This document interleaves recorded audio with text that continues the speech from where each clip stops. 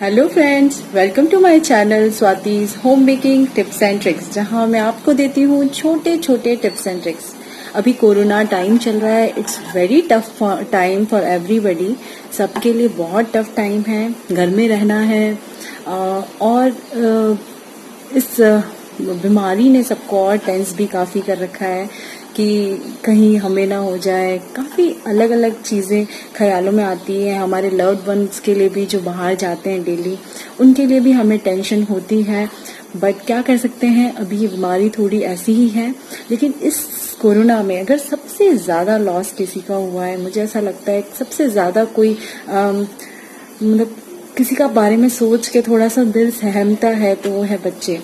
छोटे छोटे बच्चे अपने स्कूल से दूर है, अपने फ्रेंड्स से दूर है, अपने स्कूल को मिस करते हैं और घर से पढ़ाई कर रहे हैं फ़ोन के अंदर। काफ़ी टाइम उनका आजकल गैजेट्स में जा रहा है और जो एक्स्ट्रा टाइम मिलता है वो भी कभी कभी और गैजेट्स में चला जाता है, क्योंकि पूरा दिन एक तरह से छुट्टी डे हो गया है उनके लिए।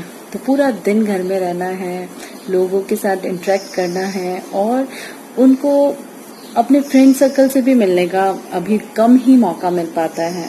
तो ऐसे में लॉकडाउन में हम अपने बच्चों को कैसे ऐसे मोल्ड करें कि वो थोड़े हैप्पी रहें, उनके अंदर कैसे हैप्पीनेस क्रिएट करें, उनको एक ऐसी परवरिश दें ताकि उन्हें ये फील ना आए कि हम अपने स्कूल से दूर है और हमारी वजह से हमारी मम्मा थोड़ी स्ट्रेस में है या हमारे पढ़ाई अभी उनको ऑनलाइन करनी है और पेरेंट्स के ऊपर भी काफ़ी प्रेशर है उनको पढ़ाने का।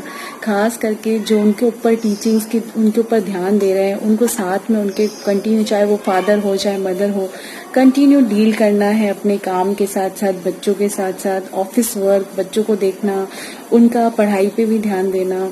तो काफ़ी हेक्टिक हो गया है। एक ही टाइम पे हमें मल्टी टास्क करने हैं, बहुत सारे काम हैं।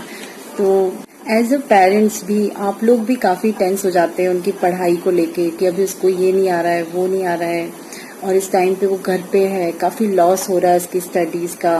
काफ़ी जने तो पढ़ भी नहीं पा रहे हैं, काफ़ी बच्चे तो बिल्कुल स्कूल से ही दूर हो गए हैं, उनके पास बुक्स तक भी नहीं है।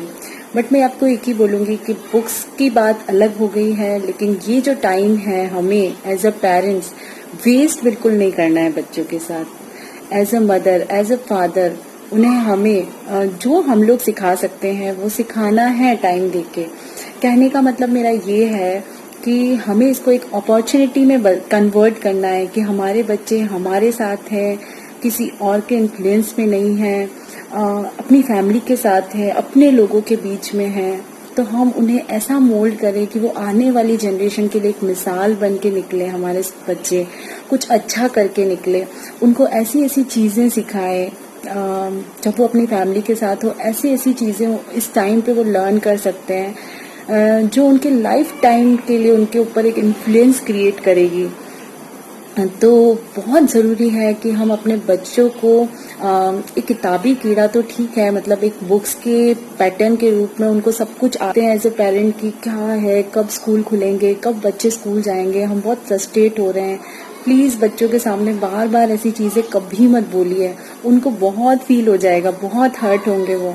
आज मैं आपको बता रही हूँ, आपको आज ऐसा लग रहा है ना, ये बच्चे कल को बड़े होके कब दूर होंगे ना आपसे, पता ही नहीं चलेगा आपको। आपकी छोटी छोटी अगर बेटियां हैं, कब बड़ी होके शादी होके चली जाएगी और आप जब उसका बचपन मिस करोगे ना, तो इन दिनों को याद करेंगे आप। तो ऐसा कभी मत बोलिए कि बच्चे पढ़ाई परेशान हो रहे हैं, हम कैसे पढ़ाएं तुम्हें, क्या करें। सारा काम एक तरफ, अपने बच्चों को टाइम देना एक तरफ है। तो जो ये टाइम मिल रहा है ना आपको, इसको बिल्कुल भी वेस्ट मत करिए किसी भी एंगल से। उसको एक अपॉर्चुनिटी के रूप में आप प्लीज़ यूज़ करिए। बच्चों को एक अच्छे अच्छे संस्कार देने का, अच्छी अच्छी हैबिट्स डेवलप करने का उनके अंदर बहुत अच्छा टाइम है।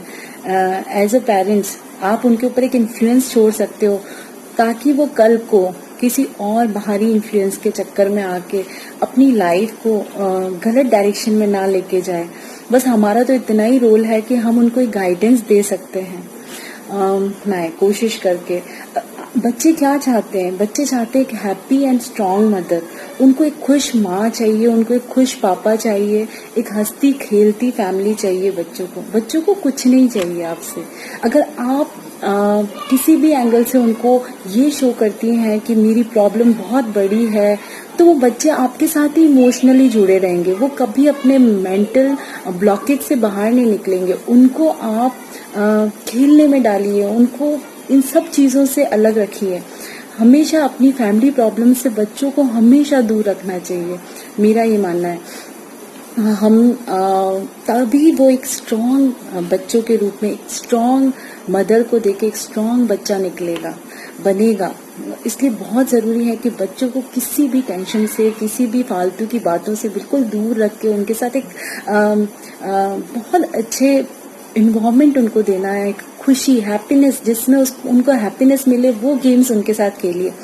माइंडफुल एक्सरसाइज उनके साथ करिए, उनको अच्छी अच्छी लर्निंग कराइए जो कि बुक को देख के नहीं होगी, कि बुक देख के पढ़ें या कोई बहुत मेंटली प्रेशर लेके करें। नहीं नहीं नहीं, छोटी छोटी चीज़ों से भी बच्चे आपको नोटिस करते हैं, तो बस उन्हीं चीज़ों में उनको एक इन्फ्लुएंस छोड़िए उनके ऊपर। एक स्ट्रॉन्ग लड़की है तो उसको एक स्ट्रॉन्ग गर्ल बनाइए, बड़ी होके वो समझे कि हाँ मेरी क्या इम्पोर्टेंस है। एक लड़का है तो उसे ये समझाइए कि कैसे एक फीमेल गर्ल जो आपकी फ्रेंड बने कभी। उनकी सी प्रॉब्लम ये है कि एग्जाम टाइम पे हम लोग बहुत अभी फियर हो रहे हैं कि क्या करें, बच्चों को कुछ नहीं आ रहा है, कैसे बढ़ाएं, कैसे बच्चों को बिठाएं, वो पढ़ना ही नहीं बैठना चाहते हैं। तो प्लीज़ मैं एक ही चीज़ कहूँगी कि प्रेशर मत डालिए पढ़ाई का। पढ़ाई वो 1 साल नहीं करेंगे कुछ फ़र्क नहीं पड़ता है, लेकिन सोशल मतलब जो आपके बच्चों में जो सीड्स अभी डेवलप करने हैं आपको, वो घूमते घामते हंसते खेलते उनको आप पढ़ाइए। अगर आपको उनको रीडिंग स्किल्स उनकी डेवलप करनी है तो आप अपनी उनकी टेक्स्ट बुक लेके पढ़ाएंगे तो उससे कोई फ़ायदा नहीं है। मैं आपको एक टिप देती हूँ रीडिंग स्किल्स डेवलप करने के लिए। आप उनके साथ रात को एक ही स्टोरी बुक को 3 से 4 बार डेली पढ़िए, उनको भी अच्छा लगेगा, वो सुनेंगे, ज़रूर सुनेंगे स्टोरी रात को सोते वक्त। जब 3 से 4 बार 7 दिन तक आप उनके सामने वो बुक रिपीट करेंगे, आफ्टर 7 डेज उनको बोलिए अब आप रीड करना शुरू करिए उसी स्टोरी को, और बच्चों को वही स्टोरी बार बार रीड करवाइए 3 to 4 टाइम्स 5 टाइम्स। जरूरी नहीं वो टेक्स्ट बुक से ही रीडिंग सीखे। अगर आप उनके सामने बुक लेके बैठे को तो लगा मामा पढ़ाने बैठ गई है मुझे। और एक और इम्पॉर्टेंट टिप है, बच्चों को फिजिकल गेम्स जरूर खेलने दें। अभी कैसे भी घर के अंदर ही खेले, बट फिजिकल गेम्स, थोड़ा डांस वांस in the form of dance, physical workout हो, या फिर आप उनके साथ मस्ती करे, रनिंग वाली कुछ भी। एक और पॉइंट है, कभी कभी हम बच्चों पे गुस्सा कर देते हैं, कभी परेशान होते हैं तो बच्चों पे सारा निकलता है। कोई पेरेंट्स बच्चों पे हाथ भी उठा देते हैं गुस्से में, लेकिन उनके लिए गिल्ट नहीं होना है। वैसे बच्चों पे हाथ बिल्कुल नहीं उठाना चाहिए। बच्चों को आप जितना प्यार से समझाएंगे उतना जल्दी वो समझेंगे, और बहुत ज़्यादा प्रेशर लेके और कभी गुस्सा कर भी दिया बच्चों पे तो इतना गिल्ट फील नहीं करना है, बिल्कुल भी नहीं। और बच्चों ने भी कभी आपको कुछ बोल दिया तो कभी कभी उनको लेट गो भी करना है, उनको भी समझना है।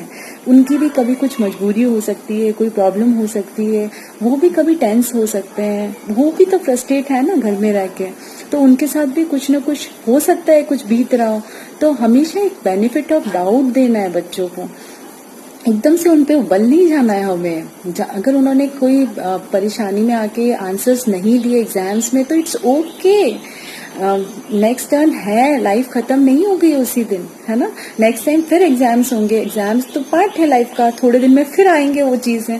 तो ऐसा नहीं कि आज ही हमारे बच्चों के एग्जाम्स हो रहे हैं उनसे ही पूरी उनकी लाइफ डिसाइड हो रही है। No, nothing like that. Life वहीं नहीं रुक रही है और वहीं पे डिसाइड नहीं हो रहा है उसी एग्जाम से उनकी लाइफ का। तो हमेशा एक keep calm yourself is as a mother. आपको बिल्कुल एग्जाम्स टाइम पे काम रहना है, बिल्कुल शांत रहना है उनके साथ। बहुत एग्जाम का प्रेशर ना आपको लेना है और ना आपके बच्चों को देना है।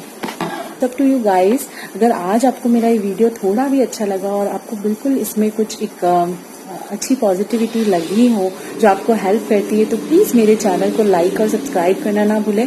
मुझे आपके साथ की बहुत ज़रूरत है। प्लीज़ मेरे वीडियो को ज़्यादा से ज़्यादा लोगों के साथ शेयर करिए।